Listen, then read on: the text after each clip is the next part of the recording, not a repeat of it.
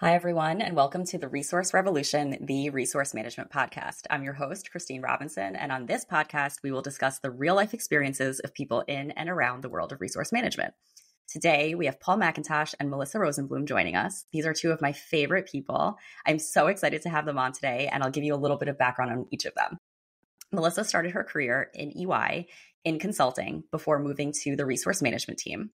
After about 4 years in resource management, working for the FSO Financial Services Accounting Advisory Practice, she transitioned into a business operations role for the group and has recently been elevated to Chief of Staff. Congratulations, Melissa.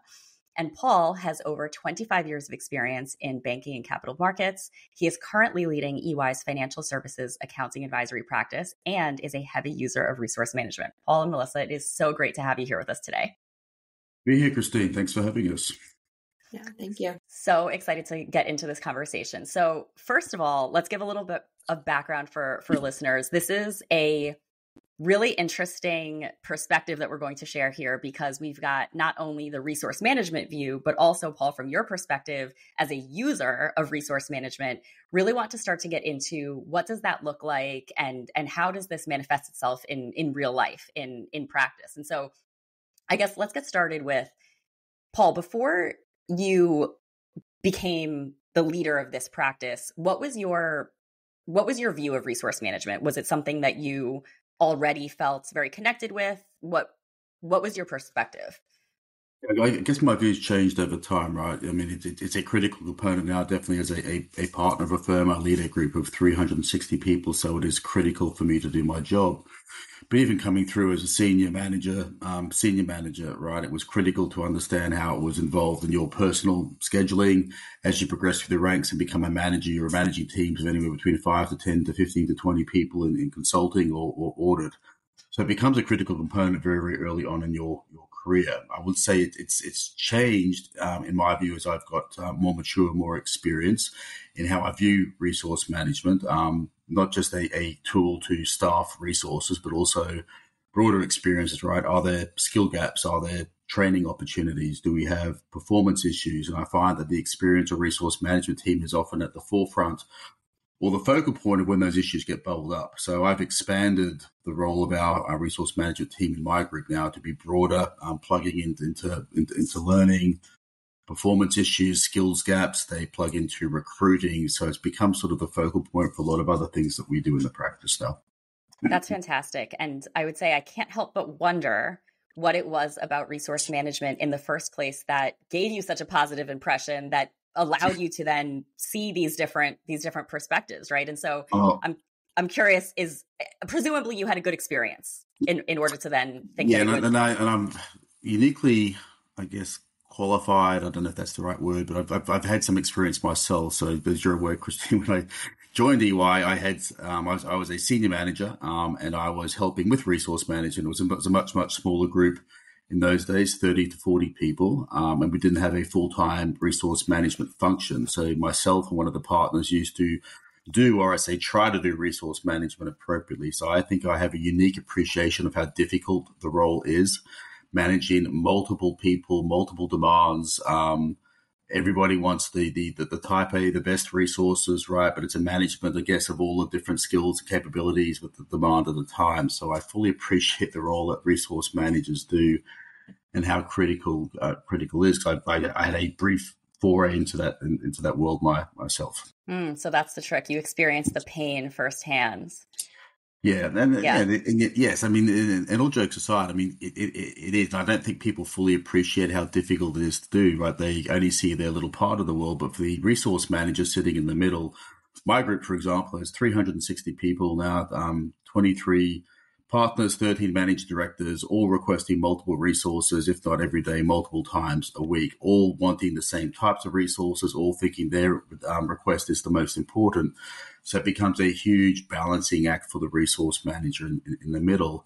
And it's not just a matter of applying people to fill gaps, right? You've got to find the appropriate skills, the right personalities. You've got to understand that people have past performance issues, right? Is there an opportunity to make investments on certain projects to train and coach people and, that's where we've sort of expanded the role of the experience manager in my practice to do those kind of analyses now. So it's beyond just plugging gaps into supply and demand. It's, like I said before, how do we start developing people in terms of learning opportunities, like people getting the right experience too, right? 'Cause that's also part of the role of the resource manager. Absolutely. The person getting allocated to the projects, are we giving them the right career experience, right? Are we putting on the same types of projects time and time again? And the resource manager, again, is the unique person or group in the middle that sees whether there's some people are getting different experiences or more unique experiences, and tries to balance that. So there's a lot on the resource manager's plate. Absolutely. And thank you for that very accurate description of what is sort of happening within the brain of a resource manager. And so, Melissa, it's interesting then, how did you first find yourself involved with this world of resource management that Paul so accurately explains? It sounds like there's a lot going on. So is that something you knew going into it, that it was that much, or how did you talk us through that? How did you wind up in this world? Yeah, so after about 2 years of working in consulting, I realized it was not the right career path for me. I was exhausted from traveling and really just not all that passionate about the work, but I really loved working for EY and did not want to leave. So I started exploring internal opportunities in the firm. And I stumbled upon an opening for an experience manager, and another staff on my project at the time, Megan, who's actually our current financial services assurance advisory experience manager. Megan had introduced me to someone she knew on the experience management team. And after learning more about the day-to-day, what the role entails, I thought it would be something that I'd enjoy and do well at. One of my majors in college was supply chain and ops management, and I thought about experience management as the logistics of people. How do I take the resources I have available and most efficiently staff them on the projects we have open based on a variety of factors? But I'd soon learned there was a lot more to this role, but that is what got me pulled in initially. And from there, I just had a lot to learn. Amazing. Yeah. And you touched upon a couple of things that are really interesting. One being that it's not a profession that people really know about sometimes. In the accounting world and in the professional services world, I think it's much more prevalent. But a lot of times I would find myself explaining and having to tell a little story about what it is that I do. And people are like, what is that hiring? What are you doing exactly? Right. So that's so true. The other thing that you said that really was interesting was this supply chain component. We've dived into that a little bit in terms of this concept of the talent supply chain within resource management. And that's a whole conversation within itself, a conversation for another day, but bringing that sort of really business operational mindset to RM is a differentiator for sure. So Paul, it sounds like Melissa's role changed and evolved. Obviously you had a hand in shaping what that looked like. Tell us about that. How did you, what did you experience as part of what Melissa was bringing to the table within resource management that then allowed this next step? Yeah, so I came into the practice lead role about 6 to 8 months ago. So you can imagine there's a lot of project management involved. I have 23 partners, 13 other managing directors, 93 senior managers, and a group of 360 people come into me. And there's various, solutions, different offerings that we have to organize. So what's critical is good organizational and project management skills, which Melissa has, and most resource managers do, given that's the nature of the job. It is a very, very strenuous project management exercise to do resource management, but also so good analytical skills and good thought analysis, right? So like I said, resource management is beyond just, putting names in boxes. It's analyzing people's personalities, what skills, what jobs might fit them better than others based on, their personal aspects. So that's what we needed in the chief of staff role. So Melissa now does a wide range of things, and beyond just the project management of the people issues, she provides effective challenge to me and some other partners as to what we should be doing, some analysis around that. And part of it too is, she's built some excellent tools that we use for the practice now. So as we're developing and building new things, we have highly manual processes, right? We're an accounting firm, so we love using Excel for virtually everything. Melissa has built a bunch of automated tools for us as well. So, for example, when people take vacations, there's an automated form that gets filled out, goes to a sector leader for sign off, and there's a bunch of other automation that she's introduced as well. So it was sort of natural for her to sort of get elevated into this role. And I've worked with Melissa now for least 7, 8 years now, right, Melissa? So it's been a while. So we had a very good experience working together. And I think the key differentiator that I thought Melissa would be very good at and working with her was the people aspect. So we would often bring Melissa out or on-site visits to meet with the people that she was actually staffing and resourcing. So she had personal connections with many of those people. And I think that's essential for a resource management function and was a key differentiator and sort of opened my eyes to how it could be different rather than people sitting there and putting names in boxes in isolation if she had built a personal connection. So all of that allowed me to very easily to elevate Melissa into this broad role. And she's been in it now for a couple of months and doing a great job. That's awesome. That's really great to hear. And I guess, Melissa, I'm curious then from your standpoint, based on what Paul described, can you tell us about your role as the experience management for anyone listening is resource management in EY terms. So these are interchangeable. As the EM for FAS, does that resonate with you, what he described in terms of what you were doing? Did you see the role differently? What were you responsible for? And how did you work with Paul, but also the other leaders? What was your job like? Yeah, so my role as the experience manager for the group changed over the years as the practice grew significantly from when I first started in the role. To no one's surprise, my main responsibilities were to match resource needs with availability, taking into consideration the skills required, rank, sometimes location, and ideally personal preferences of the individuals. I monitored metrics such as utilization, variances, timesheets. I worked with the leads on pipeline and proactively worked with the pursuit teams to understand the projects coming up and the resource requirements. And I prepared and analyzed reports, forecasts on financial performance and utilization. Working with Paul when he was the West region lead, from the start, he was different than some of the other leaders I'd worked with, and the energy and positivity that he brought to everything.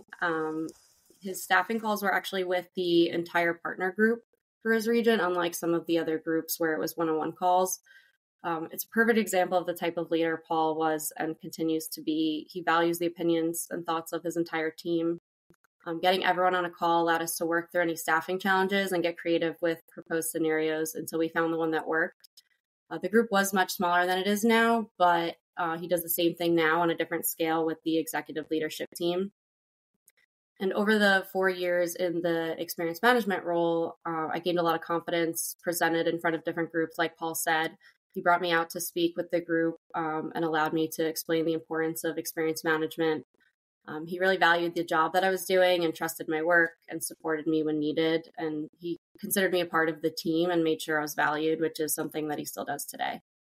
Amazing. Amazing. I think that is so exciting for many people that are listening to hear, as they are sometimes finding themselves in this position of being kind of the lone wolf resource manager floating around either an accounting firm or another organization. RM is, anyone knows my opinion on this. I very much feel that it is something that happens and occurs within any industry. It's sort of industry agnostic, and someone is doing resource management in absolutely every business, even if they're not necessarily calling themselves a resource manager. So a lot of what you described is not only, of course, so helpful from an operations perspective, but it's a lot. It's more than staffing, right? It's so much more than that. Melissa, you touched upon, I guess, a couple of different things. One that absolutely stands out is the support that you received from Paul in particular, but it sounds like from leadership in general. Did you feel that was, I imagine, certainly it was helpful. What's your perspective on that? Did you feel that was necessary? Would you have been able to do it as well? Would you have been able to accomplish as much? What's your view on that? No, it's absolutely necessary to have the leadership support when you're in that role, to be able to be successful in your role. When you're working with not only the leadership team, but the client servers at all levels, you need them to trust you and to listen to the things that you're bringing attention to and the suggestions that you have. And you need the leadership backing to be able to do that. There are certain groups, sometimes people like to kind of go off on their own, or we call it go rogue, and make their own decisions and, maybe not keep experience management in the loop.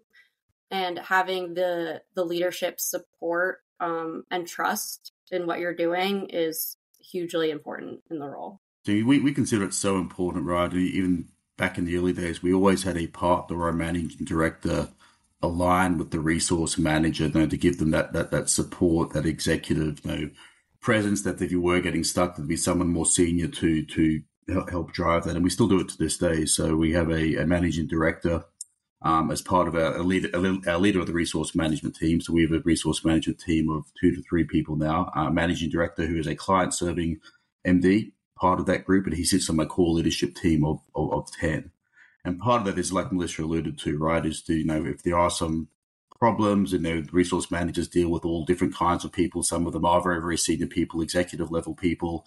And there are problems sometimes. You need that, that senior person to be able to help you get through some difficult situations. But also the sponsorship to link all those different things we talked about, right? So learning, training, skills gap, linking them with recruiting, all the different things a resource manager will need to do in an organization. And you're right, Christine, whether people call it a resource manager or not, someone in an organization does the role, and you have to. Someone has to manage the people and where they're allocated, where they're assigned to. Otherwise, you've got a very, very dysfunctional and inefficient organization. So by default, someone will be doing it in some way, shape, or form. It may not be the best or most efficient process, but someone is doing something that you would align to resource management. Absolutely. And I have to laugh at this idea of going rogue. People go rogue within resource management. I've never heard of such a thing. No, that's something that is a very common theme.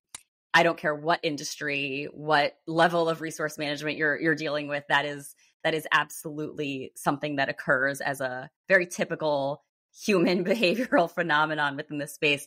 And so I'm curious then, Paul, then from your standpoint, right, you talked about the benefits, right, and what you get out of it and how the level of importance that you place on the role.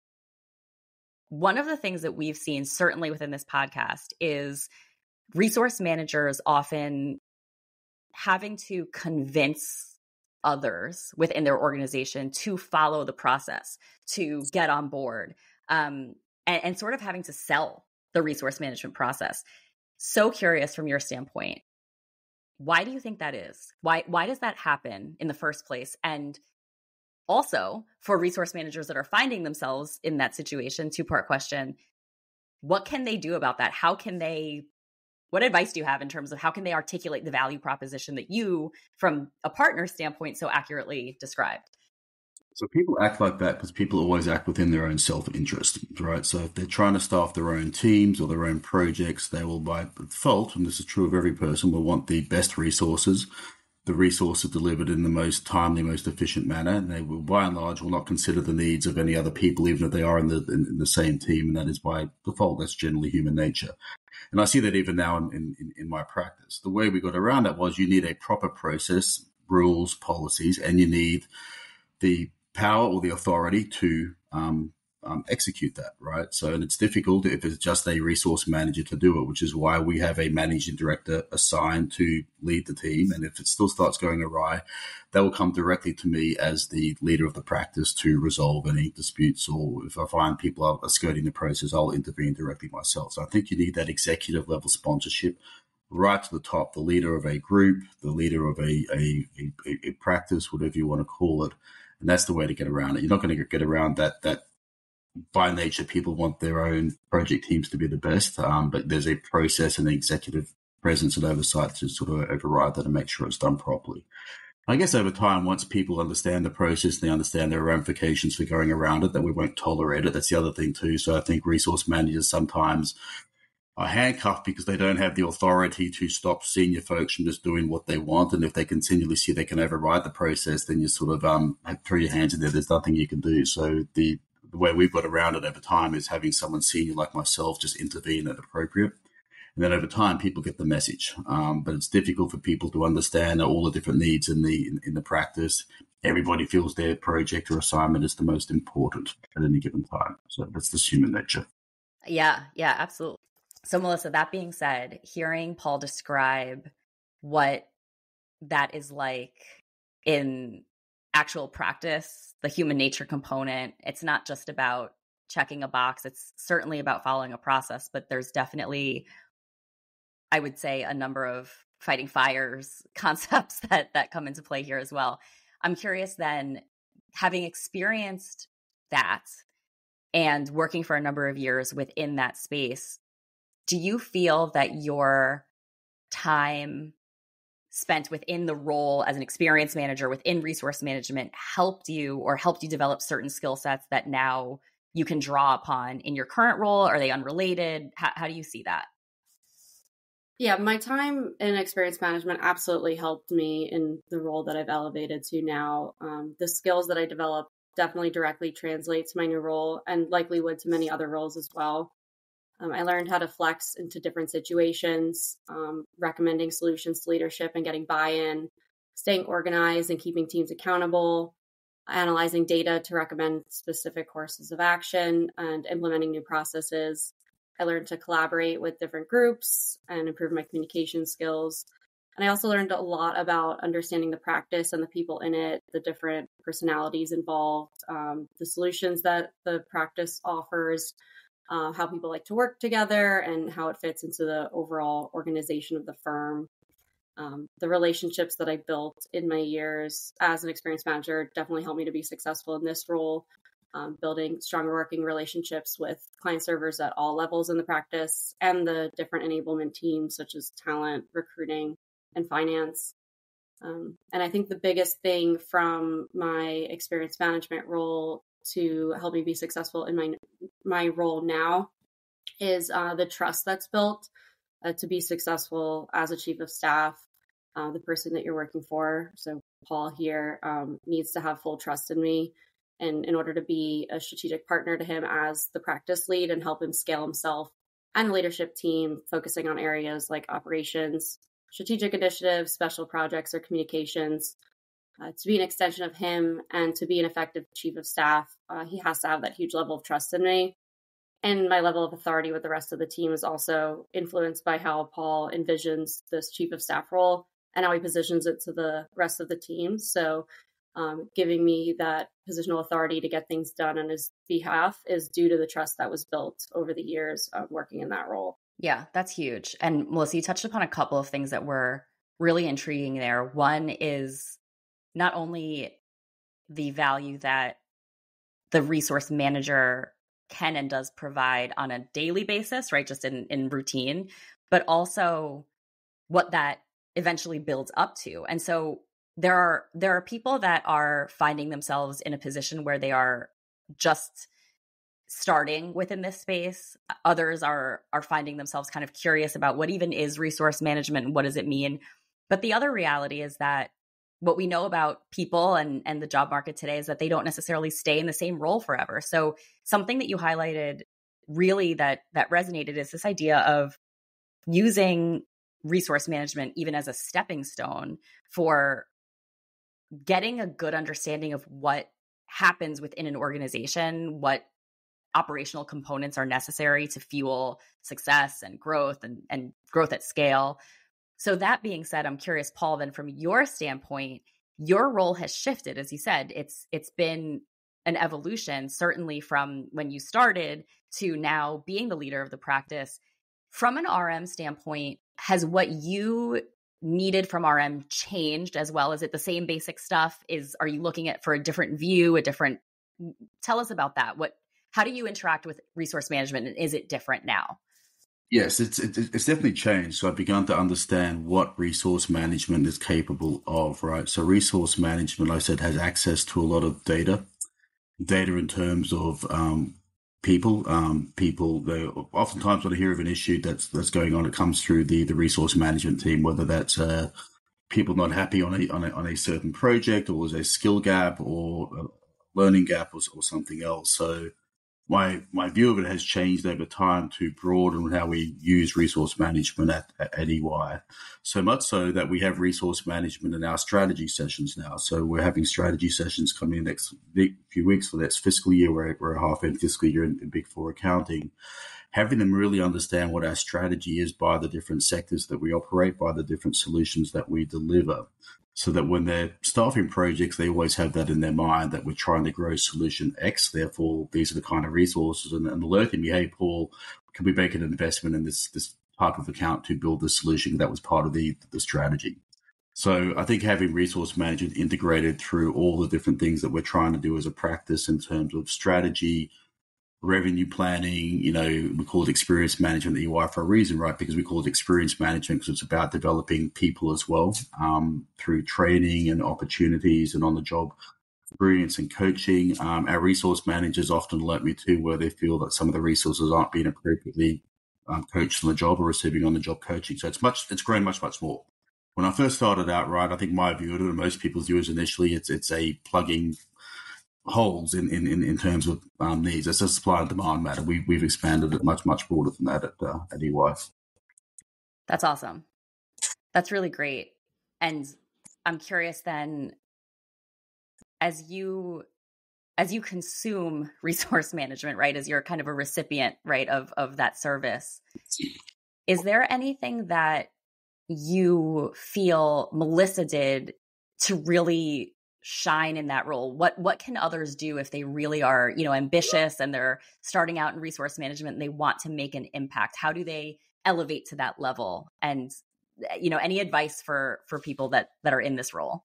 You need to understand people, and I think that's what Melissa did that was different to perhaps some of the other resource managers that I work with, and I include you in that too, Christine. It's like the ability to connect with people in a one-on-one situation, understand their personal needs, and that gets more and more difficult as a group that you manage grows, obviously, right? It's easier to do that in a group of 20 or 30 people than it is 300 or 360.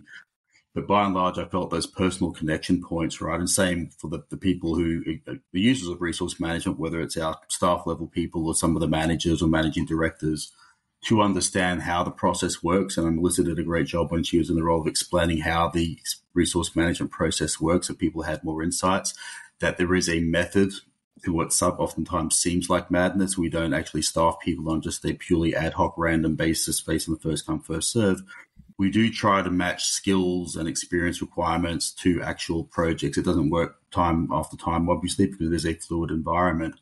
But I think that helped in understanding the personal characteristics of the people that you were staffing and resourcing. So I think that was the big differentiator that Melissa brought.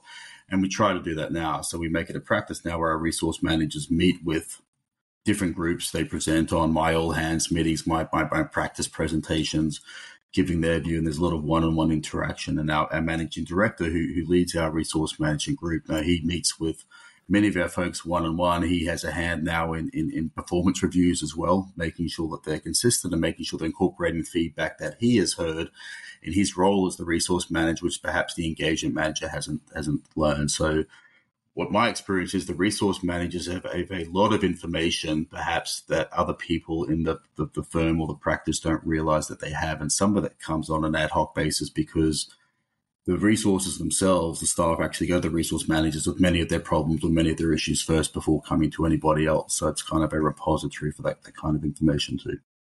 Absolutely. But people is the number one focus, Christine. I think if the resource managers to excel at their jobs, need to be able to build relationships with the people that they're actually doing the resource management for. Agree. Yeah, that's huge. And I really like that concept too of integrating resource management into the dynamic of the practice, right? This isn't a function that stands alone, that's kind of on the sidelines looking in, but rather really involved. Certainly the people piece, I think, goes without saying. I of course, that makes perfect sense. Melissa, wondering from your standpoint then, we've got listeners who are in all different points in their career within resource management. Some are just starting out, some are really deeply embedded, and others are finding themselves in that kind of middle period where they're making progress, but at the same time, there are numerous challenges that stand in their way. And I know many of them are probably wondering, kind of listening to this story, what advice do you have for people who are in this field or considering a career in resource management? Certainly, we've heard you talk about now what you've been able to apply, but is there anything specific, anything you'd share? I guess the advice I have is just to be a sponge and learn as much as possible from the people you work with, both within the resource management area and just all the other people around you. I mean, resource management is hugely important, but like we've said, it's not just staffing people in a project. To be successful, you have to allow yourself to fully integrate into the team, learn the people, learn the type of work they're doing, what's going on with them personally.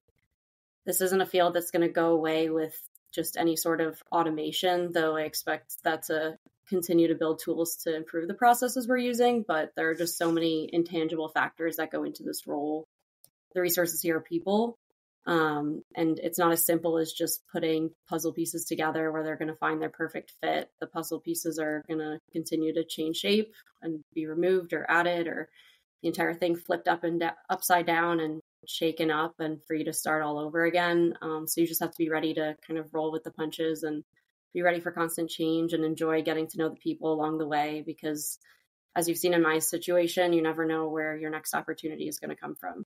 Absolutely. Yeah, I love that analogy of the puzzle. That is so accurate. And many resource managers are in that bucket of not necessarily getting super flustered when those things happen, but rather getting excited about that. And I do think that that's a quality of successful resource managers, is recognizing that things are going to change and actually you're expecting them to change. That's part of the role.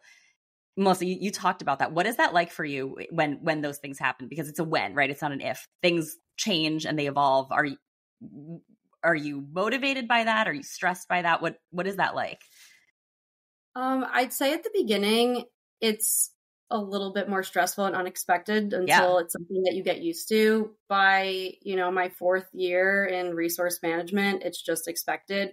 You know that as soon as you get something figured out, just wait 30 seconds and something else is going to, throw you for a loop. And whether it's on that project or another, or something else comes up, then you just kind of expect it and you're on to the next challenge. So I'd say if you're early on in your career and these things happen, I get it. It's confusing and stressful at first, but eventually as you start to learn more and you start to expect it, you're just kind of looking for the next challenge. In those situations, does the process help? So Paul talked a lot about the process and having a number of things in place, whether that's either systems or more of just a process in general that gets enforced. Did you find as a resource manager that helped you to have that something to lean on, or did that kind of hinder your ability to work on these things? I think it definitely helped having the process, because it's something to fall back onto when things don't go according to plan or things kind of go awry. You kind of have the process to fall back on and, okay, this happened. What do I need to do next? What do I need to consider? What do I need to look at? Who do I need to talk to? So I'd say that having the process helps, and then having the support of leadership. You have a lot of personalities that you're working with, and things aren't always going to work out perfectly. And so knowing that you have the backing and the support of the leadership you're working with, to be able to, work through different scenarios is hugely helpful too. Yeah, definitely.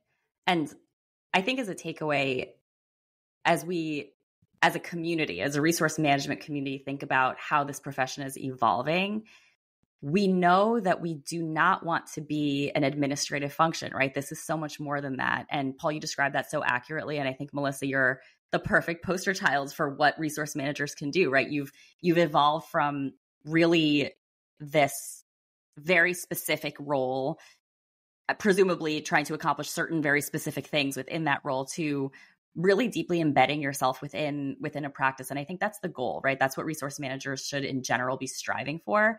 And this is truly inspiring, I think, for many who are finding themselves in those situations where things are going rogue, so to speak. And they're like, oh, this is really difficult and this is really stressful. But the idea is that you are contributing and really being able to package all of that up. And Paul, I think that was a great piece of advice in terms of use the information that you get exposure to, right? You have this. And so form a perspective, have a point of view, but also educate yourself and ensure that you're coming with well-informed points of view as well, right? So that you can really elevate to become that business partner, which is, I think, the goal and what many of us are certainly striving for. So Paul, Melissa, it's been awesome talking with both of you. Thank you so much for sharing this story with us and giving us these perspectives and great pieces of advice. And with that, we will wrap up our conversation.